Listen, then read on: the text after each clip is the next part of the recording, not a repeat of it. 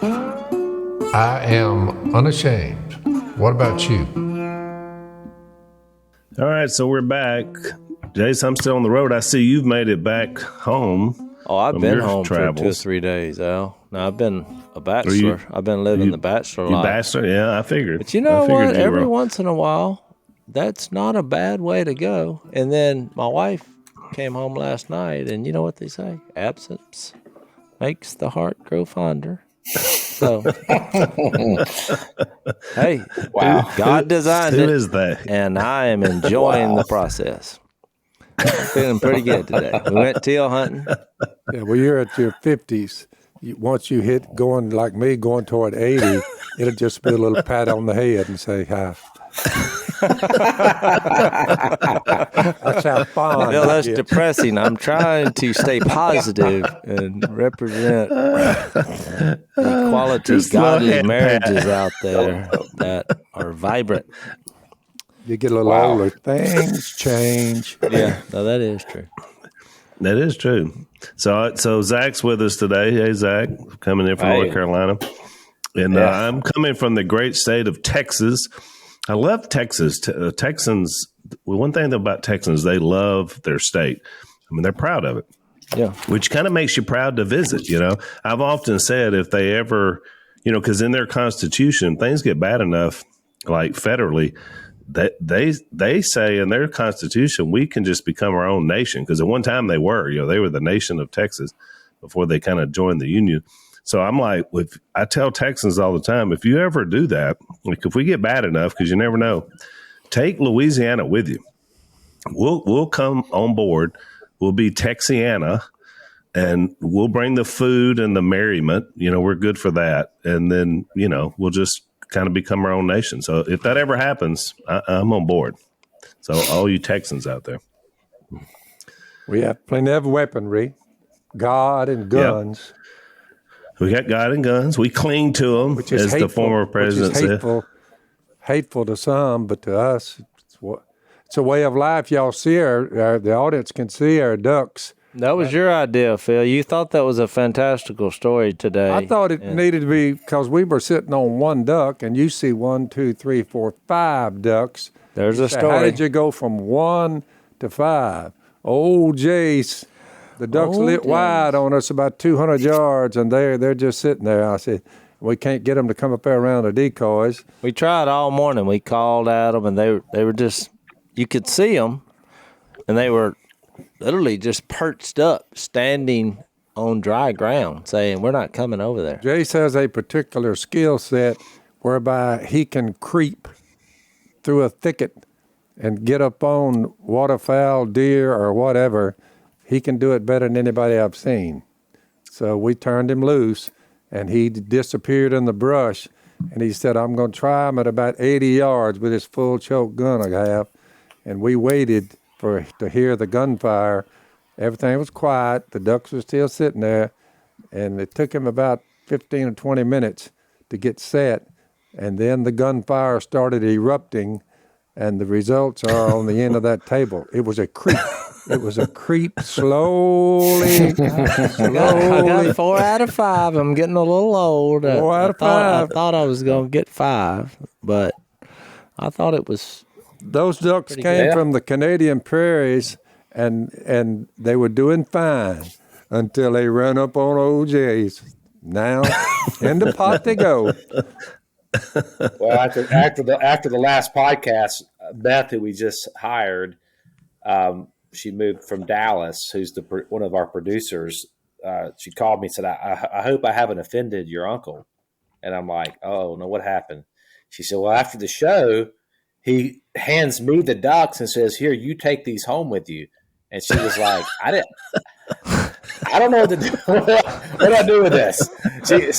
I know she declined the offer, Phil, but I'm here to make sure that you're not offended by her decline of the offer. She really had no clue what to do with a lanyard full of, or a thing full of ducks there. She didn't know what to do with it. Well, I was thinking I was providing her supper, wild ducks. I thought she'd jump all over it. She was like, Phil, this may be hard for you to believe that some people in our culture, they've never eaten a duck. I guess they don't know what they're missing. Well, that's true. Well, it's not. I don't think. I mean, the bigger issue is the ducks weren't picked or anything. Right. So you're just handing her the entire bird. Well, she just had no clue what to do. I mean, that's It like, would pretty much be the what- same way if you handed somebody a chicken, just right out of the yard and said, "Here you go, enjoy this supper." Most people wouldn't know what to do. I mean, we would because we've cleaned game our whole lives, but most people they don't know, Dad. They think it comes like it is in the grocery store. That's how God made it. Just I all know. I picked and told my clean. wife, I said, look, you got to realize if this, like something like a zombie apocalypse or whatever, these end of the world scenarios happen. I said, you realize everybody within a 30-mile radius of where we're at, they're coming here because we can That's survive. right. So What's I those was going songs, to tell you what Jace? happened A Country Saturday. Boy Can't I had Survive? something Saturday in the hunting world that has never happened to me before. I mean, I've been here a pretty good while. Never. So Saturday, we get in the blind like we have most days for a week. And because it's dangerous this time of year. I mean, when Phil told the story about me creeping, usually I would say no when it's September and it's 90 degrees. But I'd already felt like I had a second lease on life this morning because when we walked to the blind this morning, because we're having to shuttle people in because we only have one amphibious rig and we can't haul everybody. So me and old Godwin, we walked about, how far did we walk? Quarter of a mile. We walked a quarter mile through the mud. But Godwin stepped on a snake this morning. But I was the second man because he, we had a little bit of an argument about who was going to be walking first, and he didn't. Yeah, that's the hired hands. Well, he didn't want to. I think the second Like man. I told Dan many times, get out there and get up on that duck blind. Yeah. We're going to put the brush on you. He said, well, I see a cottonmouth up in there. You send them young ones because they're expendable. Well, but me and you agree that I would rather be the second man, but Godwin thinks the second man is more in danger because he thinks the lead man would just spook him and the second man get bit. So I said, okay, I'll take that. But I was thinking just the opposite. So he stepped on a snake, but he didn't know he stepped on the snake because I'm behind him. But this thing just rolled up around my legs because I was right behind him. But I knew it wasn't a cottonmouth, but still, because it was the size of, think python, but Fish snake. it was a fish snake. Looks terrible. They look rough. It's as big around as your arm rolling around my boot, with his mouth open. You're thinking you're fixed to die. The trained eye would have said, well, harmless. But anyway, so the reason I'm telling you that is because then I thought, well, after I lived through that, why not go try the creeping? But Saturday when I got in the blind, you're looking. Because the opening day, we had the walrus nests and different things, critters, of various forms. And so I looked down as soon as I get in the blind, and this blind is built up, so you feel, for some reason, safer than you should. I mean, it's probably, 3 or 4 feet off the water? Yep. And I see something move. Now, it's dark, but I have a light. I saw something move by my boot. And I shined down, and it was a very large bullfrog sitting in the blind, facing where the hunters are.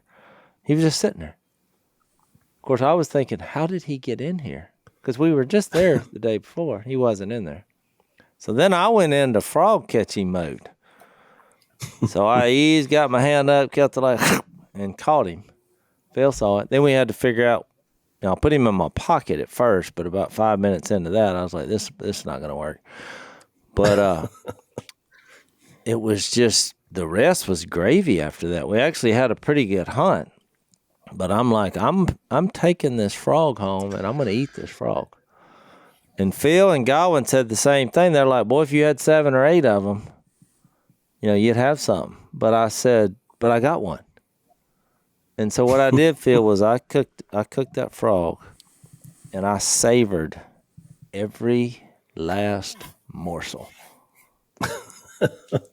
It was amazing. Top off a teal hunt with a bullfrog. What else would you want out of life? I cooked some home style French fries with it. I had some green beans, and I just had that one frog there. And I just started, because I cooked the whole frog. Did you saute him on butter, a little butter? No, I chicken fried him. But he was so tender, it just was incredible. It's not every day you get a bullfrog for breakfast, supper. Yeah. Oh, it was In your duck line. It was awesome. So we had 7 teal and 1 bullfrog. So I have a picture I'll show all the fans for the people who want to see it. It's cool. I had to document that. You've never caught a bullfrog in a duck line before, right? That's got to be a first. I've caught an alligator in a duck blind. Yeah. We've killed many snakes in there. We had a buzzard that tried to live in the blind. Remember that? That finally ended by burning the blind, because a buzzard, you can remove the buzzard, but you never remove where he's been. It's rough. Oh. Do they smell bad? Did the buzzards They smell? smell bad. The whole premise, it stunk. Yeah, wow. it just smelled like the worst thing. Dead. Like dead carcass. Oh, we tried to hunt there. So you're basically, you would shoot, gag, shoot, talk, gag. Some would vomit. Yeah. I brought out some kind of Tex, Clorox,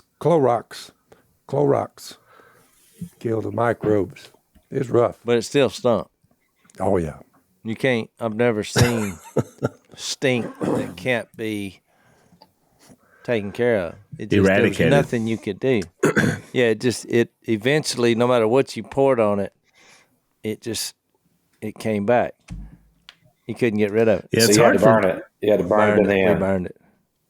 Yeah, it was quite the. It's hard for people around the country, especially up north, to understand what it's like to try to, hunt waterfowl when it's still hot. It's just like you described, Jace. There's so many we had a factors guest working this against morning. you. We had a guest Yeah. from Minnesota this morning, and Minnesota. we let him shoot his first duck. We had one duck come in, and he shot it. It took 4 to 5 minutes, but he finally pulled the trigger. And I said, "Well, you got 1 duck and 2 decoys." Yeah. I'd have waited or moved the angle a little bit, but so then when this bunch lit wide that I was gonna go stilk, he said, "Do you want me to go after them?" And I was like, "No, we want you to survive," because I thought, you don't realize this real estate here. We sent a man from Minnesota to walk 200 yards in that thicket. There's a pretty good chance you'll never see him again. Yeah. Well, since he survived, we're going to have he's with Jep today, and so we're going to have them on the podcast to tell a little bit about what they're doing. So we're going to take a break. Oh, and he's come going to back be on the other side. podcast? Yeah, we're going to have him on the podcast, so we get to hear what he thinks about it. Oh, So I knew that. I was acting like I didn't know. I thought I would do a good lead-in for him, because I want to hear an explanation why he didn't think of our decoys when he pulled the trigger. I love it. All right, let's take a break. So I know we have a lot of probably more male listeners on our podcast than female. And one of the things that we can all relate to, the Bible talks about, Jesus talked a lot about the lust of the eyes, which is common to most men. Unfortunately, in our culture, pornography has been a scourge, and a lot of people have suffered, a lot of families have suffered because of it. And so we've got some good friends at a group called Covenant Eyes, and they've helped over 1.5 million people discover a porn-free life. And so they've been doing this for about 22 years. I heard about them years ago through Promise Keepers, and so I've used them myself on my devices. They're fantastic. There's accountability there, which is really good. A lot of people don't like to talk about this, but the Bible talks about it quite a bit. So if you're, this is a struggle for you, you really need to check these guys out to get some help. Go to CovEyes, COVEYES.com, and you're going to be able to try their Covenant Eyes free for 30 days. So they can give you a free 30-day trial. Use the promo code Phil to get some help. So it's CovEyes.com/Phil and get this pornography out of your life.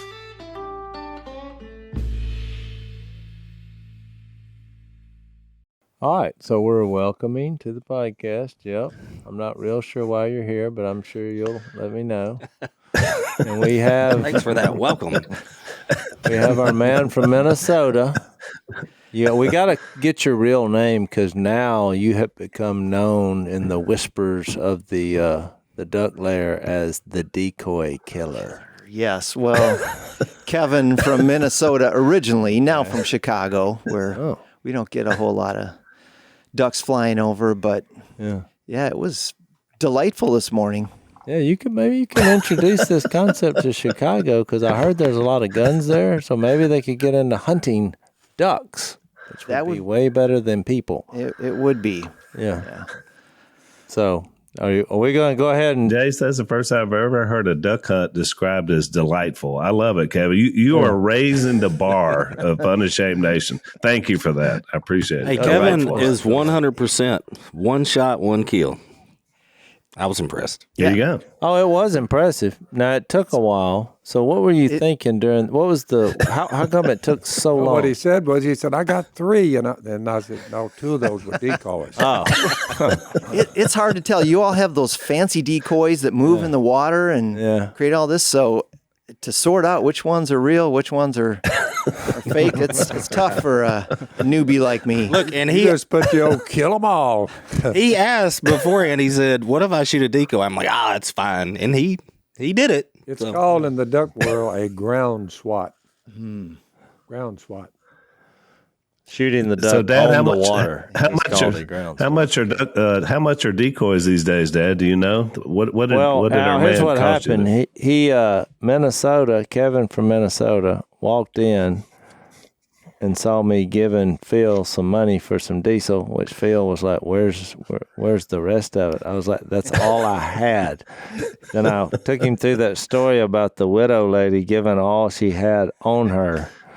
But so I noticed you said what was on her, so you got more, right? Oh, I said, yeah, there's plenty, but I'm saying in that moment, I gave you all I had on me, which I thought would have caused gratefulness, not disdain. But anyway, so we burned 1,000 gallons of diesel. Here we go. At $5 a gallon, that's 5,000. And somebody says, "Here, let me help you out here, 400." All right. Not enough. There.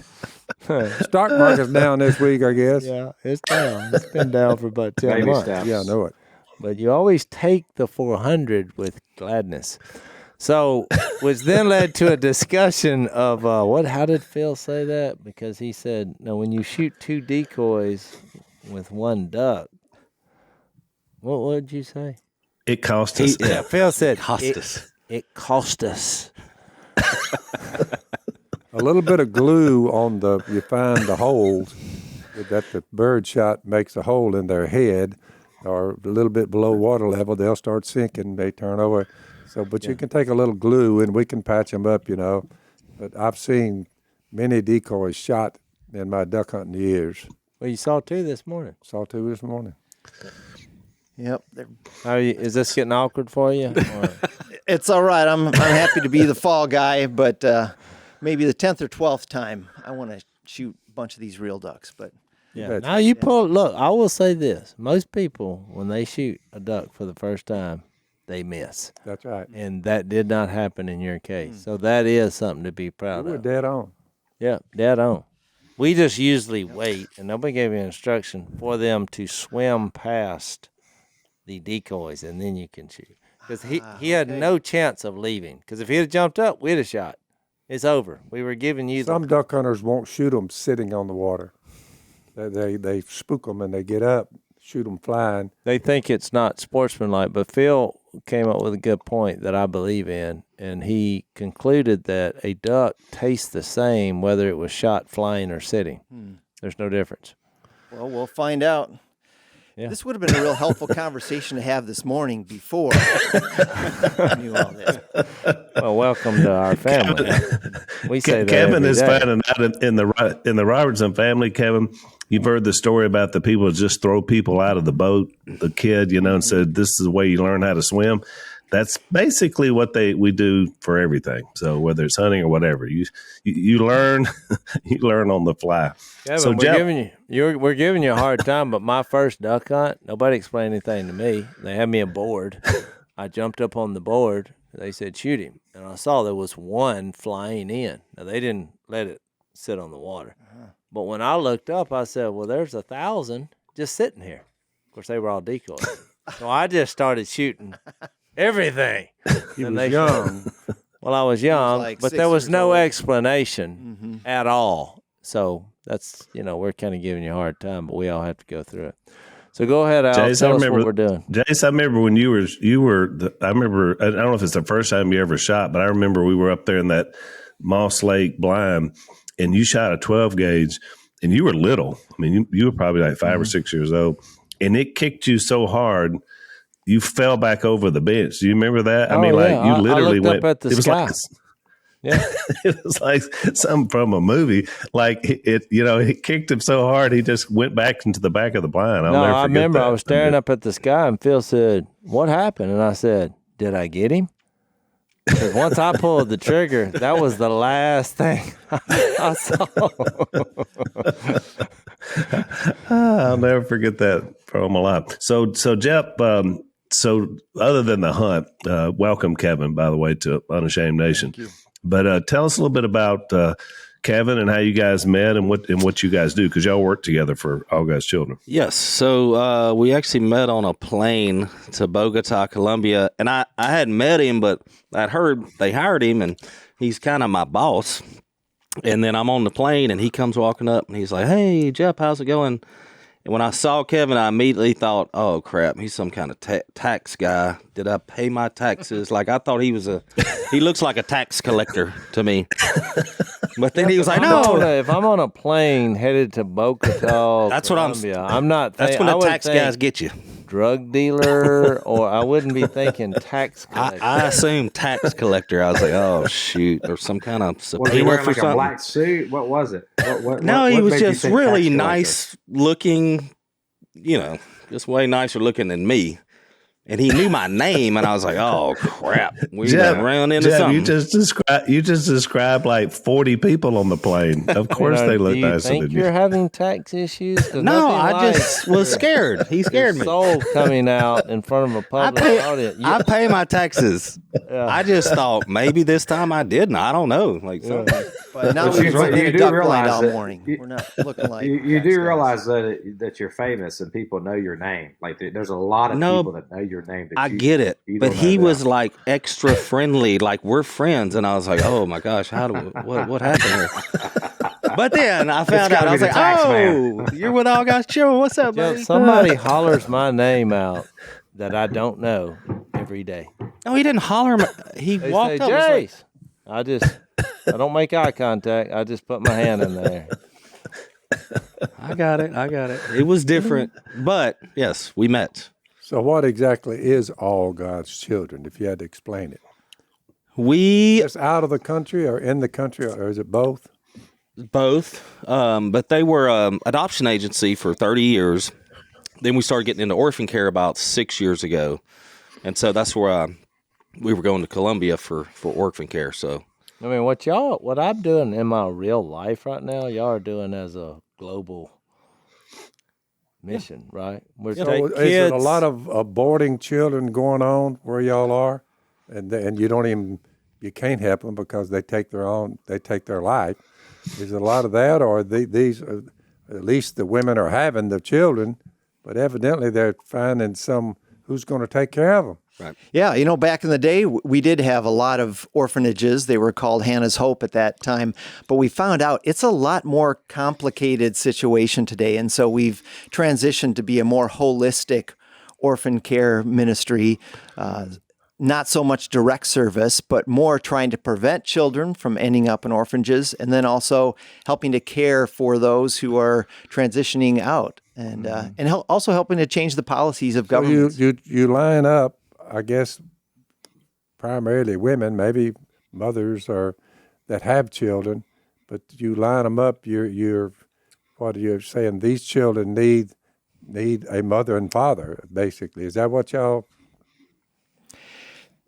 The orphan situation in the world is it's at a crisis point. I mean, numbers are hard to come by, but as many as 20 million children around the world who have lost both mother and father.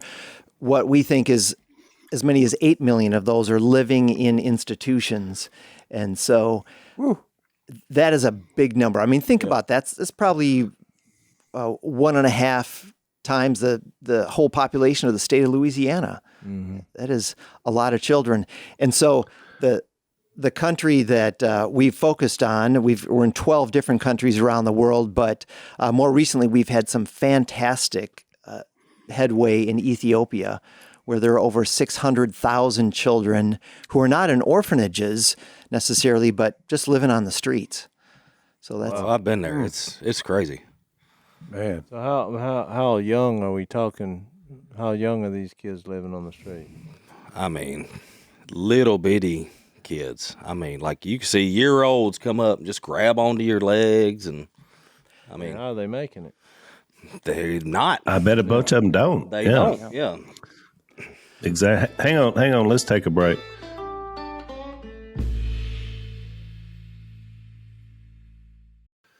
So you were saying that, Kevin, and we don't realize it in America because nobody talks about this. And Dad makes a good point. You know, the rest of the world doesn't abort children like America does. Unfortunately, we're the leader in the world, or have been. Hopefully that'll change now. And so you have these children, and yet nobody there to take care of them. So tell us a little bit about what you guys try to do, like in Ethiopia and some of the places that you're working in. What are you doing to help these kids? Well, in Ethiopia, it's a challenge because they actually don't allow international adoptions. We work mostly in countries that do, and so we can connect them with families who want to adopt them. But about 5 years ago, they made laws against any kind of international adoptions. So many adoption agencies left the country, but all God's children decided to stay. And so we figured out, what can we do to resolve this issue, this problem with so many children without parents, even though we can't adopt them out of the country. And so we've taken a couple different approaches. One is that we're trying to train the caregivers. Who do you think is one of the first ones to encounter kids who are living on the street? It's usually the police. And so we've instituted trauma-informed care for the police. We recently had a training where police from all 11 districts in the capital city of Addis Ababa came together.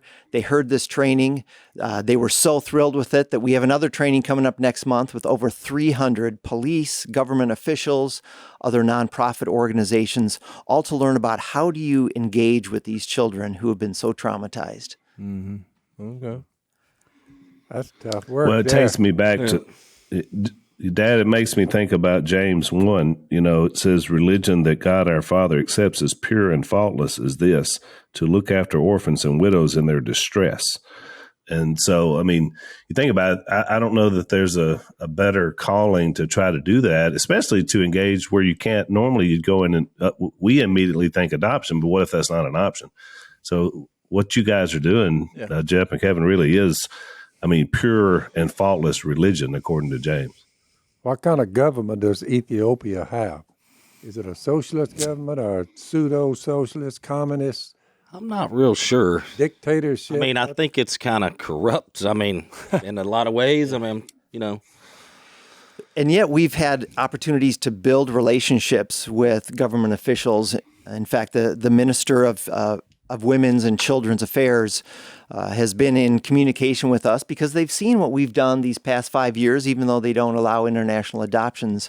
And so we've opened up a home called the House of Hope. So we team with Tim Tebow on that one. Yeah. It's awesome. How many girls are in that house? There's 18 girls. 18 girls. Yep. And we try to reunify them with, like, because a lot of them, you know, they were in a bad, their parents were awful or their mom, whatever, abused them. And so we try to reunify them with, like, a grandparent, an aunt and uncle, you know, to get them off the street and in a good home. I got you. That's tough work there. In Ethiopia, the prime minister is the head of government. Executive power is exercised by the government. I don't know. I was seeing if they vote. Do they have elections? They probably, if they've got a prime minister, then they've got elections. Yep, by direct election. Okay. Yeah. So it's kind of like a system, probably like Great Britain. Yeah, we found a good amount of cooperation, and not only with the police, but with government officials. And so we hope, God willing, at some point they might work out the system where we can adopt children internationally again and help to provide homes for those kids. But until that time, we are there not only providing training, but the other thing we're trying to do is identify those kids who are most vulnerable to being orphaned. We don't want them adding to those 600,000 kids living on the street in Ethiopia. So, but it's like with our daughter that we acquired from Nicaragua, she had already grown up, and some of the members of the church had fostered her not officially, but just, tried to help her and looked out for her. And, but when she got to America, she had educated herself and gotten a scholarship to go to college here, which is amazing. And I was just like, well, we would like to have you in our family. We would like you to be our daughter. And she was like, okay. But so I'm saying, even in these places where you can't necessarily, officially adopt, like her, we didn't officially adopt her, but at this stage, she's calling us mom and dad because we're probably 5 years into this now. But, when you help, I'm just making the point, when you're helping kids, you're helping kids.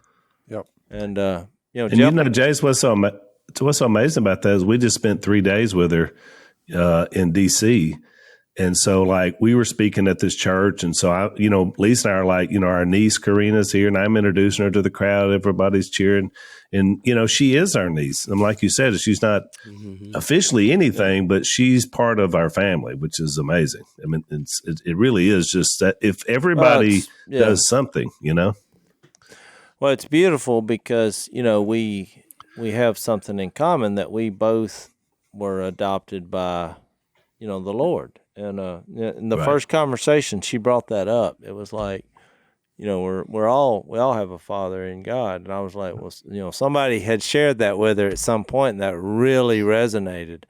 But Jelp and I was talking the other day, and because it's, a lot of the people out in the world who are for abortion, they they detach this fact that if a kid is born in tough conditions, that it's almost like they're justifying it, saying, well, you're doing them a favor because they're not going to be successful, and they have no way to make it. And I'm looking at this girl who come from the slums of Nicaragua, no parents, and I'm like, she did pretty good. And so we believe, that God creates all life and has a purpose. But Jeff and I were talking about, and you remember what you told me? You told me that it was a great illustration. I've already used it twice because it's come up. You're welcome. I don't know where you got it, but because we were talking about how people don't recognize that there's a baby. The baby is a human, a person inside you. It's like they're justifying the taking of the life based on that. And Jeff said, it's kind of like when you put a cake in the oven. If you were to take it out before it's ready, it's still a cake. Even though it's not done. And I was like, it's the most simple illustration I've ever heard. You would say, yeah, but it's not ready. It's not ready yet, but it's gonna be. It's just the logic that people swallow. But I thought that was a real simple illustration. But it's really true that 100% of humanity would say, if you take the ingredients and you put it in the oven and you wait, a cake's coming out of that oven 100% of the time. This is one of the things I love about getting to know the Robertson family is that each one of you have found some type of cause that you're passionate about since the Duck Dynasty days, and you're invested in that, whether it's proclaiming the gospel, Phil, or taking in babies, Jace, or the pro-life cause, or caring for orphans in Jep's case. And each one of you finds ways to support each other in that, even if you're given illustrations to help. And so it's... Love God and love your neighbor are the two greatest commands in the Bible. That's what covers it. Yeah. But I think a lot of it is you just recognize, I believe God is the master at setting up encounters with people and circumstances. And so I believe, I mean, in my own way, I told y'all about that bullfrog. Most of the time, it was the first time in my life that the bullfrog came to me. Because it was right where I sit. It wasn't down there on the other end. It was literally, I thought, well, thank you, Lord. I'm going to go home and eat this because evidently. But I feel that way, like with, we got a call in the middle of the night. I mean, as in after midnight over Karina. I don't know if you ever heard that story, Al, but when somebody calls me past. Hang on, Jace. Before you do it, let's take a break.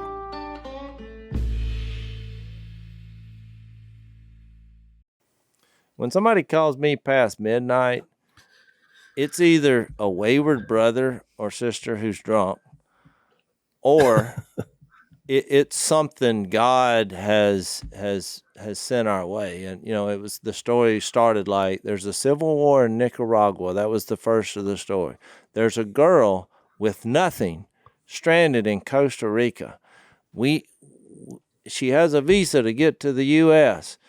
Well, as far as this was going, into all these details, it just felt like something big in my mind. I thought maybe the Lord is sending this girl to us.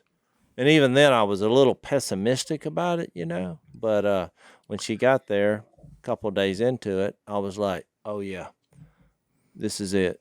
You see what I mean? It wasn't like we had an idea we're going to help, but it just recognized. Then we started looking for other opportunities. I mean, that's kind of the way it works. Yep. You're like, man, there's kids out here who are masterpieces made by God. And like I said, she's helped us way more than we've helped her. I mean, she'd probably argue that. But just the grit and determination and to be grateful despite her circumstances of where she come from and not blaming anything or anybody. I mean, it's just incredible. It's very inspiring. But Jace, you know how that continues to work, because there's a lady that lives in Virginia that used to work with Zach. Her name is Pam, and she's an amazing Christian woman. And she's a connector of people like you've never seen. And so she goes to this church that Lisa was speaking at. There's 1,000 women there. And of course, Karina came and was a part of it, and she had never visited this church. And she hadn't really found, a church home since she's been up there, because she just moved in. And so we introduced her to Pam. And so they get to talking, and they realize she lives very close to Karina. And she said, well, Karina, I would love to just pick you up and bring you to this church if you'd like to come with me and check it out. And Karina was so excited. And I just thought, it was just another step in God putting us in a position for her to meet somebody who can really look out for her, in a new place, because she's new and she doesn't know anything, and she's just trying to kind of figure out her way around. But Zach, you can speak to Pam. I mean, what better person to have in your life as a mentor spiritually, to look out for you. Yeah. Pam's a great woman. Yeah. It's interesting that just the whole idea of what you guys are doing with, all God's children. How many kids are in your care right now or that you're dealing with? We are not providing direct care to very many kids at this point. Mostly we are developing partnerships with agencies within the countries, providing the training for them and helping them to be facilitators of caring for these kids. In Ethiopia, we have a little different model in that we are sponsoring kids. We're trying to identify those children who are most vulnerable, most likely to end up out on the streets. Mm-hmm. And we have over 700 children there who are sponsored by other people here in the U.S., kids who are mostly they've lost one or more parents. They're coming from very poor subsistence level environments. Sometimes they're caregivers themselves. Maybe it's a grandparent or someone who's struggling through some other kind of disability, and they can't even go to school. And so Jep and I, we've both sponsored some kids.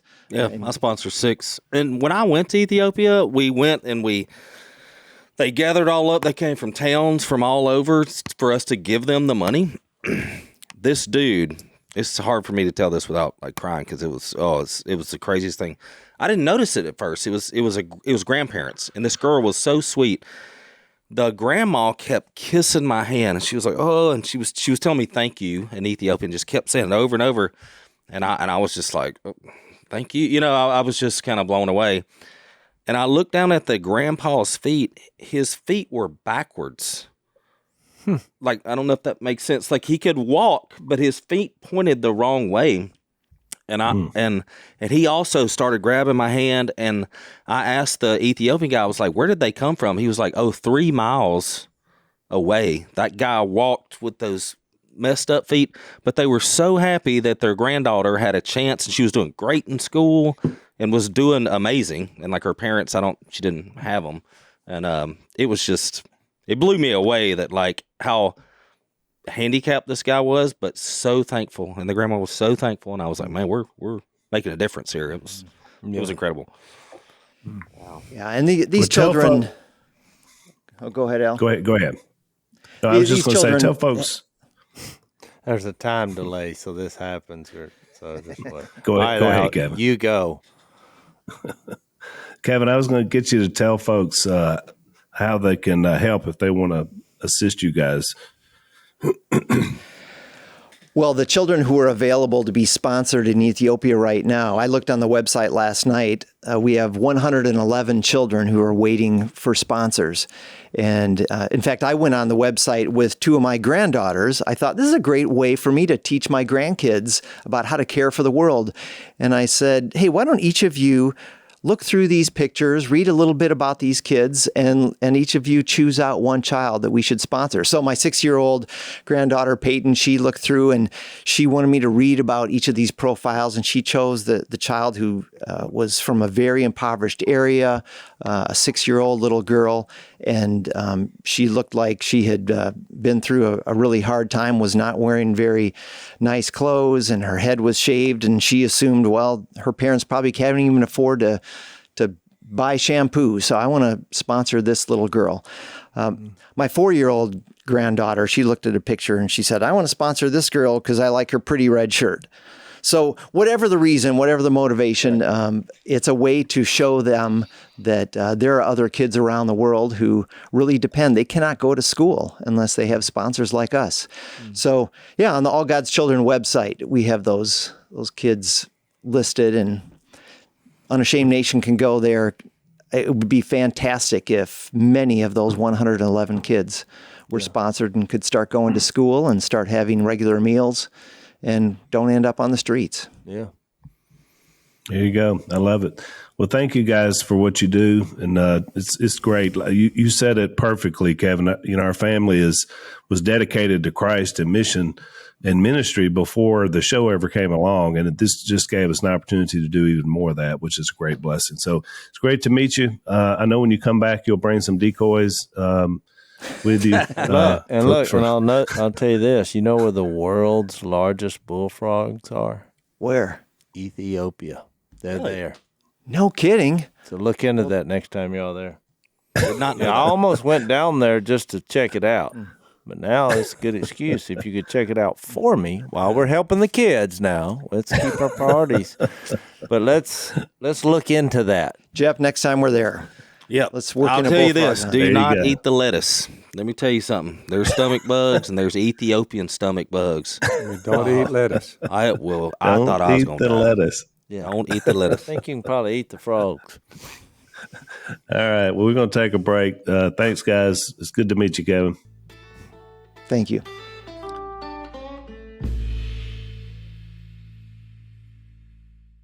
So we're back, and it's always good to see Jeff and Co. And I'm proud of the man that he's become and the work he's doing, which is pretty awesome. Jace, I wanted to pivot in. We only have a bit left on the podcast, but I want to get into Mark because we got we kind of just cranked into the book. But Dad, you had some interesting insight about timing of Mark, because Mark is recognized as the first gospel written, and Matthew and Luke took some of their wording from Mark, and so it's typically known as the first thing that was written in terms of the New Testament or the gospel. How did they figure that out? I read the same thing. I'm not exactly sure, but it's pretty widely accepted. I came across a few odd facts before Phil gives his, because I've already heard what Phil said. It was interesting, but they say that Mark is the most translated book in the history of the world. Now just think about that. Really? We should have led with that 3 podcasts ago. Now, here was the reason. Well, you just think we're going to study a book. It's called Mark. It's the most translated book into other languages in the history of the world. And here's why they think that's true. It's because, Mark wasn't exactly writing to the Judaism audience. And they say the proof of that is that there were more Latin phrases in Mark than any other place. So they were kind of given the impression, it was written to the Romans. And so if you had to pick one gospel, and it's the shortest gospel, so if you had to pick one to try to get into a country in a different language, they just pick Mark. So that's why they say it's the most translated. But I thought that was interesting. What do you think? Yeah, and that plus I was just going to get everybody's mind. Your old statement is the Old Testament. Jesus is coming. Yep. When you get to Mark, finally it says, well, Jesus is here. The beginning of the gospel of Jesus Christ. So that time frame, the wait was 1,000 years. You go back to Daniel when he said the kingdom's going to come in the days of the Fourth Empire. You have the Babylonians, the Medo-Persians, the Greeks, then the Romans, and here comes Jesus. No, it's Daniel 7 or Daniel 2 and Daniel 7. But it was quite the wait. If you're waiting on Jesus to get there. Well, 400 years. Yeah, 400 years, God didn't say a word. Which is why I think they didn't give Jesus any credit, because I think the religious leaders thought God was done speaking. That is correct. I mean, to and God, look, I'm not blaming them. To us, we say, good night. It took 1,000 years from the time. In other words, after Daniel, God said, I'm sending another Hosea, Joel, Amos, Obadiah, Jonah, Micah, Nahum, Habakkuk, Zephaniah, Haggai, Zechariah, and Malachi. Malachi's moving the goalpost a little bit because here comes Elijah. I'm going to send Elijah. And everybody, what in the world is he talking about? Well, that was John the Baptist in Luke 2 that said, no, he's going to be like Elijah, powerful. And all he's going to say is, because Daniel's already predicted it, it'll come in the days of the Roman Empire, the kingdom. So here comes the kingdom of God, and it's going to begin with a guy named Mark. But it was we look at it like, what in the world, waiting on something that's 1,000 years off with God? It's nothing. But with us, that's why he said with God, a day is like 1,000 years. Like 1,000 years. True. So here comes Jesus and Mark. Dad, another interesting thing you described when Daniel got that vision, Israel was in captivity in Babylon. Yep. And so literally, they didn't think they were ever going to be able to go back. And eventually they did. So you go back and you can read about it historically in Ezra and Nehemiah when they actually went back. So, it was amazing that when they heard this, when this was, first talked about, Israel it seemed to cease to exist, much less, somehow we were going to look at a Messiah, 1,000 years down the road, which, by the way, Dad, since I mentioned Nehemiah, our podcast audience is pretty savvy. So one of our listeners, you asked if is there any the pulpit is not in the Bible, but au contraire, one of our listeners, Nehemiah 8:4, Ezra the scribe stood on a high wooden platform built for the occasion and read the law. So there is a pulpit in the Bible. Thank you, whoever sent that in. Nehemiah 8:4, Phil. Boy, he had to stretch to find it. But he found it. Get on a raised portion, or you can't do any preaching. I just think you can preach the gospel of Jesus Christ without getting on the platform. Well, I think your point is still valid, Phil. Yeah, but every once in a while, you find yourself where you might need to audibly get loud, so I don't find a problem with you going to a high point. How many pulpits did Jesus teach from while he was on the earth? Well, when he was in the synagogue here, because I did some research on that. So, because I told you a couple podcasts ago, because I went to ancient Capernaum, and one of the synagogues is still there. Now, looks a little rough, and it's not, if it rains, you're going to get wet. There was just a few pillars there. Yep. But when I did the research there, and I think you'll find this fascinating. He went there because during the time, they would allow free speech. It was kind of like the social network of that day. You could get up and speak, no matter who you were.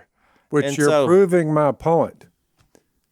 Yeah, so he just got up and spoke. Did he spend more time walking around out under the dusty roads and under the trees and out in the desert? Did he spend more time there teaching and preaching, or was it on the raised portion in the temple, the man-made temple? Where did he do most of his work from? I think my answer would be everywhere he went, he looked for opportunity. That's my point. But I'll also say this, since we're getting off the rails here. I think you don't have to have a pulpit and to tell somebody that Jesus died for him, was buried and raised from the dead. Listen to this. How did Jesus handle it? But listen to this thought. Well, he already see him in the first two chapters. He went in the city, he went to the synagogue, and he went in homes. Yep. Just in the first two chapters. There you go. So, but let me bring this up. He got all these people lathered up because he was healing diseases, a lot of trouble demons. coming from if he spoke at the temple. Yeah, but then guess what he does? He then withdrew himself to a solitary place, which, by the way, was a common theme. But I had a moment when I read that. I thought, you know what? Jesus did this a lot. And I thought about our own lives. We usually deem someone as doing good if they show up on Sundays. But actually, Jesus had more occasions where he went off by himself to talk with God as he did meeting at large gatherings.